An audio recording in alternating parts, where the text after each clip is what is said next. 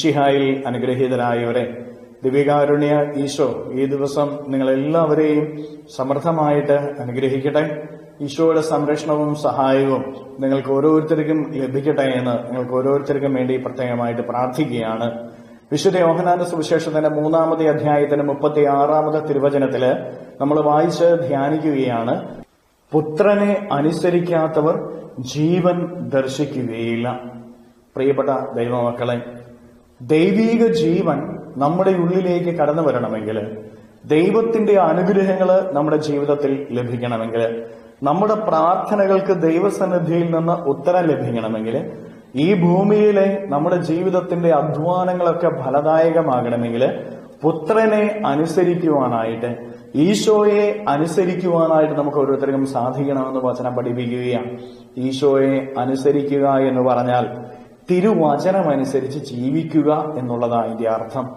ഈശോ തിരുവചനത്തിലൂടെ നമ്മോട് അരുളി ചെയ്യുന്ന സകല കാര്യങ്ങളും അനുസരിച്ച് ജീവിക്കുവാനായിട്ടുള്ള കടമ നമുക്കുണ്ട്. അങ്ങനെ അനുസരിച്ച് ജീവിക്കുമ്പോൾ മാത്രമേ നമ്മുടെ ജീവിതത്തിൽ ദൈവത്തിന്റെ അനുഗ്രഹങ്ങൾ ലഭിക്കുകയുള്ളൂ. അതിന് വിപരീതമായിട്ട് ലോകത്തിന്റെ വഴികളിലൂടെ സഞ്ചരിക്കുമ്പോൾ നമ്മുടെ ജീവിതത്തിലേക്ക് നാശങ്ങൾ കടന്നു വരും.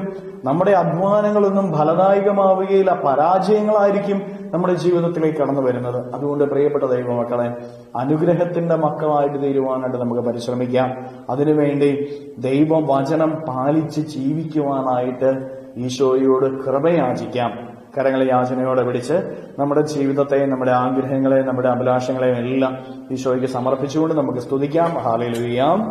ഈശോയെ നന്ദി. Hallelujah, hallelujah, hallelujah, hallelujah, hallelujah. കർത്താവായ ഈശോയെ മക്കളെ ഓരോരുത്തരും ഇവിടുത്തെ കരങ്ങളിലേക്ക് സമർപ്പിക്കുന്നു. ഇവരെ ഓരോരുത്തരെയും അനുഗ്രഹിക്കുകയും ആശീർവദിക്കുകയും ചെയ്യണമേ. ഇവരുടെ ജീവിത വഴികളിൽ നിന്ന്, ഇവരുടെ അധ്വാന മേഖലകളിൽ നിന്ന് എല്ലാ തടസ്സങ്ങളും തിന്മകളും ബന്ധനങ്ങളും പിശാചിന്റെ ഉപദ്രവങ്ങളും നാരകീയ ശക്തികളും നിർവീര്യമായി തീരട്ടെ എന്ന് ഏൽപ്പിക്കുന്നു.